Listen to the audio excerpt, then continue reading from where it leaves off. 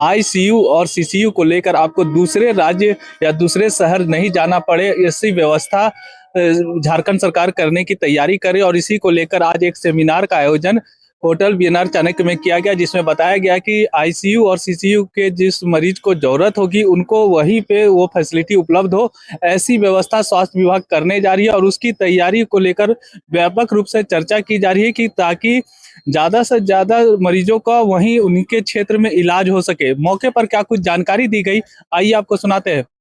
एक माह के अंदर हमें लगता है कि सारे हॉस्पिटल में हॉस्पिटल मैनेजर नियुक्त हो जाएंगे एनएचएम की ओर से। ब्लड बैंक को लेके भी हाँ, लगभग 100 एग्जैक्ट याद नहीं है, लेकिन 140-50 के आसपास हॉस्पिटल मैनेजर आएंगे जो विभिन्न हॉस्पिटल में काम करेंगे। उनका रोल बस यही उनका रोल मैनेजमेंट रहेगा कि सभी संसाधनों का बेहतर उपयोग, यानी कम संसाधन का अधिक से अधिक सदुपयोग। अभी क्या होता है, हमारे पास संसाधन भी है तो कहीं कहीं हम चूक जाते हैं उसका उपयोग करने में। सर्जन है लेकिन उनको कहीं कोई कमी है तो वो सर्जरी वैसी नहीं कर पाते हैं। तो अब है ब्लड बैंक को लेकर के यहाँ पर जो 12 से 28 तक चलने वाला है। हाँ, लेकिन आज से 4 साल पहले इसी तरह का एक बड़ा मीटिंग हुआ था जिसमें प्राइवेट अस्पताल ने आप अभी जमशेदपुर का उदाहरण दिया, वैसा ही रांची का भी काफी आइडियल है। और अधिक से अधिक देखिए, ब्लड बैंक में जो अभी कठिनाई है वो क्या है वो मैं आपको बताता हूँ।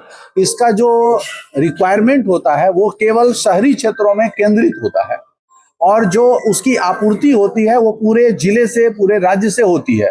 तो दोनों के बीच में यही कोऑर्डिनेशन और मैनेजमेंट, इसको हमको केवल सेटअप करना होगा। ऐसा नहीं है कि आज लोग रक्तदान स्वेच्छा से करते भी हैं। अगर किसी मरीज को भी कहा जाता है, वो किसी अपने रिश्तेदार को कहते हैं या किसी जान पहचान को बोलते हैं तो वो तुरंत आके करते हैं। ऐसा नहीं है। रक्तदान में हमने एक चीज देखा है कि लोग आज भी पूरे राज्य में वॉलंटरीली रक्तदान करते हैं। लेकिन जो व्यवस्था मैंने कहा कि हमारे स्वभाव के अंदर वो आना चाहिए कि मुझे समय समय पर रक्तदान करना चाहिए, क्योंकि ये मेरे शरीर के हित के लिए है। इसका जब प्रचार, इसके लिए हम लोग एक शिविर, जो अपर मुख्य सचिव महोदय ने कहा है और माननीय मुख्यमंत्री महोदय ने स्पेशली कहा है कि इस चीज को दुरुस्त किया जाए। ब्लड एक्सचेंज होती है तो इसे आप रोक नहीं कर सकते, इसे डिस्करेज बोल सकते हैं। रोक तो है ही इस पर, लेकिन जो व्यवस्था है हमको पहले करनी है। जो हम बाद में करते हैं वो पहले डोनेशन करना है। तो उसी के लिए तो ये कैंप लगाए जा रहे हैं। एक बार जब हमारा ब्लड बैंक में सफिशिएंट ब्लड आ जाएगा तो मेरा उद्देश्य अब ये है कि जो ब्लड लेने आते हैं वो एक अंडरटेकिंग देके जाएं कि हम इस कार्य के लिए आगे प्रचार प्रसार करेंगे। और निश्चित रूप से वो हमारे लिए अच्छे टूल साबित होंगे कि जो ब्लड का उपयोग करके जाएंगे हॉस्पिटल से, वो जब ठीक होके उनके पेशेंट जाएंगे तो वो 1 से अधिक 5 या 10 लोगों को प्रेरित कर पाएंगे कि ये ब्लड डोनेशन अच्छी चीज है। और इससे कोई, तो बहुत लोग अभी मेडिकली भी नहीं समझते हैं कि ब्लड डोनेशन से हमें क्या लाभ है। सर, ये 25 साल झारखंड कि 25 साल में काफी कुछ सुधार भी हुआ है।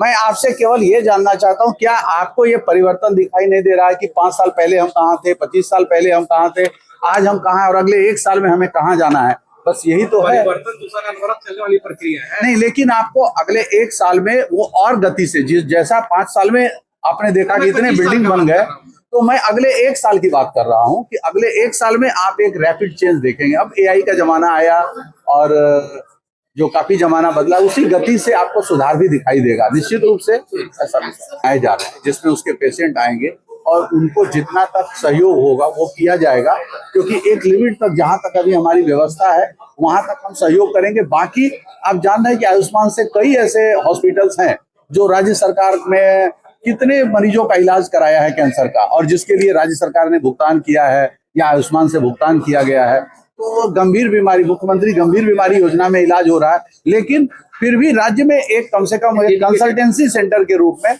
हम लोगों ने डेवलप करने का प्रयास शुरू कर दिया है, और ये सभी 24 जिले के सदर अस्पताल में रहेगा। चलिए, इसको जो ये टेक्निकली जो चीजें हैं वो अभी टेक्निकल सेशन है, और जो हमारी कमियां हैं उसके बारे में वो बताएंगे, उसके आधार पर हम लोग काम करेंगे। अंतर रहा है कि जो होना चाहिए वो पूरे संसाधन की कहीं कहीं कमी, कहीं क्षमताओं की कमी, कहीं जनसंख्या का ज़्यादा बोझ जो अभी है डॉक्टर्स के ऊपर। आप लगातार देख रहे हैं कि डॉक्टर के नियुक्ति के कई विज्ञापन के बावजूद उतने डॉक्टर प्राप्त नहीं होते हैं जितने की आवश्यकता है। जो रिक्त पद हैं वो भी अभी तक पूरे नहीं भर पाए। लेकिन इस साल के अंदर आप जैसा कि देख रहे हैं कि लगातार नियुक्ति प्रक्रिया हो रही है। और जैसे जैसे नियुक्ति हो रही है तो हमारी एक कमियां पूरी हो रही है। पहले इंफ्रास्ट्रक्चर की कमी थी, पिछले 5 वर्षों में इंफ्रास्ट्रक्चर आपको दिखाई दे रहा है, डॉक्टर दिखाई दे रहे हैं, स्टाफ की नियुक्ति हो गई है, इक्विपमेंट है। इसके बावजूद इस सभी का जो कॉम्बिनेशन होता है उसमें कहीं कहीं अभाव देखा जा रहा है। जैसे आप रांची सदर अस्पताल देखते हैं कि काफी पिछले 5 वर्षों में देश में 1 नंबर चला गया, तो उसी को कॉपी सभी जिले को करने के लिए कैसे आईसीयू और सीसीयू को मजबूत किया जाए और उसको चालू किया जाए, ताकि किसी जिले से पेशेंट को केवल सीसीयू के कारण रांची नहीं आना पड़े। ये एक उद्देश्य है। बाकी पूरे राज्य में कैसे आईसीयू और सीसीयू को स्ट्रेंथन किया जाए, इसमें काफी टेक्निकल डॉक्टर्स को राज्य के बाहर से भी बुलाए गए हैं, हमारे जो शैक्षणिक संस्थान है वहां से भी बुलाए गए हैं। उद्देश्य केवल एक ही है कि पूरे राज्य में ऐसी व्यवस्था लागू हो कि किसी भी मरीज को अपने जिले के बाहर केवल सुपर स्पेशलिटी के लिए ही जाना पड़े, साधारण ऑपरेशन और इसके लिए उसे जिले से बाहर नहीं जाना पड़े। सीसीयू आईसीयू तो हम तैयार कर लेंगे, लेकिन जो रेफरल मरीज होते हैं, चाहे फिर वो प्राइवेट से रेफर करते हैं, चाहे जो डिस्ट्रिक्ट हॉस्पिटल से रिम्स हुआ सदर में रेफर करते हैं, एम्बुलेंस में भी वही हालत रहता है। नहीं, एम्बुलेंस में भी आपने देखा है कि लगातार व्यवस्था सुधरी है और अभी 400 एम्बुलेंस तो केवल 108 पे अवेलेबल रहते हैं। इसके अलावा लगभग 300 एम्बुलेंस हैं जो सदर अस्पताल से रिलेटेड सीएस के नियंत्रण में रहते हैं। तो ये सारे एम्बुलेंस रोज तो काम कर रहे हैं, पर कहीं कहीं ऐसी कमियां होती है कि विलंब होता है, तो उसमें हम लोग लगातार नियंत्रण बनाने का प्रयास करते हैं कि ये कठिनाई ना हो। और इसके लिए सरकार ने 207 नए एम्बुलेंस क्रय करने के लिए भी आदेश दिया है। वो जब आ जाता है तो हमें लगता है कि व्यवस्था और पूरी तरह सुधर जाएगी। प्राइवेट सेक्टर का मैनेजरियल स्किल की कमी